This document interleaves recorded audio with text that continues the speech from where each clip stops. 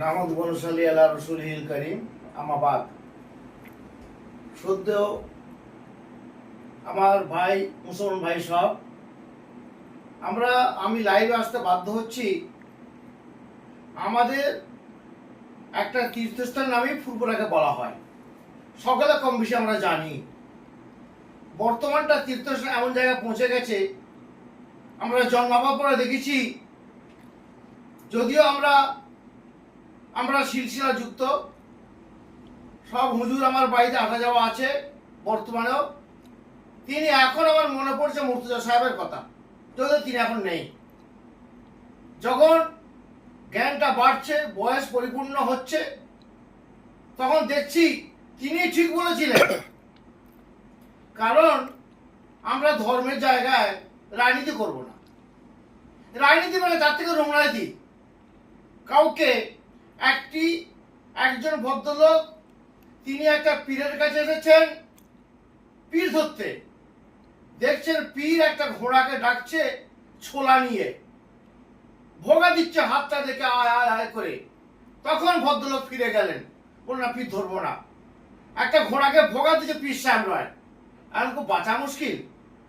যাকে আমি বলছি, কারণ নাম মেনশন করে বলবো নি, আমরা আলিয়া মাদ্রাসার প্রাক্তন ছাত্র। আমি জানি 1987 সালে এইজবুল্লাহ, তার নাম পার্টিকুলার নাম বলবো নি, এইজবুল্লাহ নামে একজন ছিলেন, ছোট হয়ে ছেলে, পরে শুনি ক্যান্সার মারা গেছে। আমার হোস্টেলে 6 নম্বর রুমে শুয়ে আছে, বেকার ইলিয়াস হোস্টেলে উপর হয়ে শুয়ে আছে। আমি তাকে তুলে দিলাম। তখন হোস্টেলে দাদা ছিলাম, নেতৃত্ব ছিলাম, কর্তৃত্ব ছিল। চিৎপাত হয়ে মেয়েদের মতো শুয়ে আছিস, নামিয়ে দিলাম। যখন জানতে পারলাম যে উনি ছোট হুজুর ছেলে, কষ্ট হলো খুব। উনি চলে গেলেন লুটাস ফলেতে। যাক, ওনাকে যে বুঝিয়ে নিয়ে এলাম, সে বছরে বাংলাদেশে যাই, তারপরে দিয়ে বাংলাদেশে যা ফ্লাইট ধরবো। 27 সালের কথা বলছি। এতটা ছোট হুজুরকে আপনাদের শ্রদ্ধা করতাম।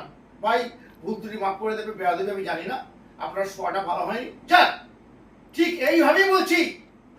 ফুরফুরাটা অন্যান্য জায়গায় হাফেজ আসগার আমাদের সাথী, ফুরফুরা মাদ্রাসা রফিকুল ইনচার্জ আমাদের সাথী, যেটা আটচালার পাশে মেজ হুজুর কালার, আমি বুইদান। খুব কঠিন দিন দেখছি। সমস্যা কিন্তু এখানে নেই, আর খাওয়ার সমস্যা ওইদিকে, ছোট হুজুর কালার দিকে সমস্যা। সকলে আপ্যায়ন করে খাওয়ানো হয়, ঠিক কাস্টমারকে যেমন খাওয়ানো হয় ঠিক তেমন খাইয়ে। যদি 4টে কাস্টমার পেলে ওদের পুষে যাবে, 4টে কাস্টমার পুষে যাবে। আর মানুষকে মানুষ মনে করে না।